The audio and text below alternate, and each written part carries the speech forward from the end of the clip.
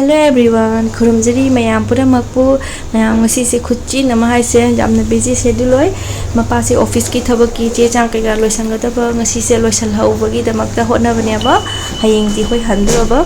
dugi do mana laiba matam do ba US dagi mamana ba masu goa da lakna leirame ado mata chana raina una bane ba koise ado mana su magi construction ama su lei khole nan jenghalakpani mayam chilcher da su yam sai hai bani ko jikan si jengdu ching man se kathat na jum sanariba sna kyam climate change oi natra magi friend do phangna ba loiraga khoi jum da mung hale mapan dagi lunch tawraga akhoi na halakpa matam da moi room service pina leirami imung se ai kisum losin ba nangam deba do moina mata chare room service pibi ramme kolika leiba dusu mogi lagi ba nupi dina soi pinbi khotpina room ga se padana clean tawraga thambi ramme yam mata chare ko sa sa basiga khoi swimming pool la igana Chanupaga aiga hatang swimming pool la sana ke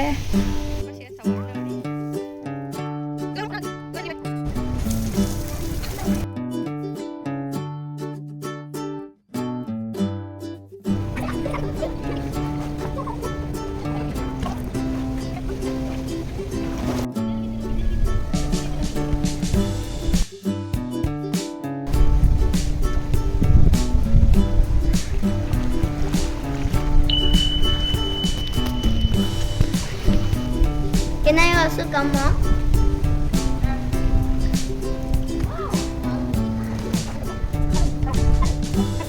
Hello everyone. Mayam ngasi se koi goa da lakpagi numini ni hum di phajale ado kisu kumba thoidokpa video ai namningai lektabni na adum nai nawdraba ai tari the husband ni thabak suri aina sika phami angang ani na jing se ai lehalake moi ke kamai to ne ke dori na pang sum tan na hi pami nya ba jing halake jing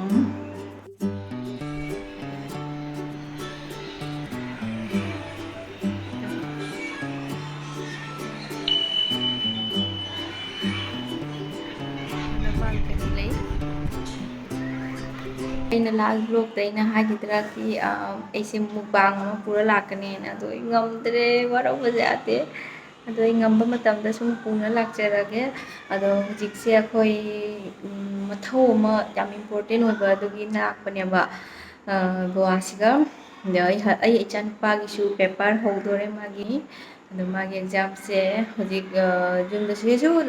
angang se like ta ai sum like su puna lai magi hatang sum marak ta sum like tawali ado yamna noise lai ne ko thong no jalamini ado ai video se ai hana gi subscriber sing na dei chinaw sing na khangbiramani ki ai hana su mamang da su goa da la me na ado ai yonda nungcbiduna subscribe tobiri chinaw pno point thagachari anoba subscribe tawda bai chinaw nungsing na jengbiraga di please subscribe tobiramu ai channel sibu nungcbiduna support tobiramu do kaigumba aina ahanba gi kaigumba ai blog se mamang da soina goa gi journey se utkrabane do jengbidaba chawraga di sum check tawbiyu jengbiyu do handak se goa gi phajana blog ti lokpa ngamdre ke thapaki emergency gi lakpane ba ado mayamna sumaina nungsina ka comment ka pibiramada ado ai yamna harawi ado ai comment je amtang di mukbang torake khanjabane ado mayam waro pujade ko ai se mukbang se sum matam je chan chana daba aduna tawba se sum ngamdare ado ai jaraga di jangna purakna ba honage kani chana thong thakpa loiraga mukbang tawge honarapata means angang ani sigi means moigi honabasiga nei losalakpada mukbang tawse cancel taba blue preparation pamakti tawrani ado last ta hekta cancel oiba aina tawningdaba naka chaningdaba chadramni kamai mukbang tawdoigeba duna kok chiklakpa gumba leina thong thakpa loiraga ware hobdidi dugumba problem yam thokpasina hekta mukbang se tawba ngamdre ado ai soidanadi purakani do jingminasiko ngaibiramu mayamnasu ado haraga sigamba tangsida loisilage thank you bye bye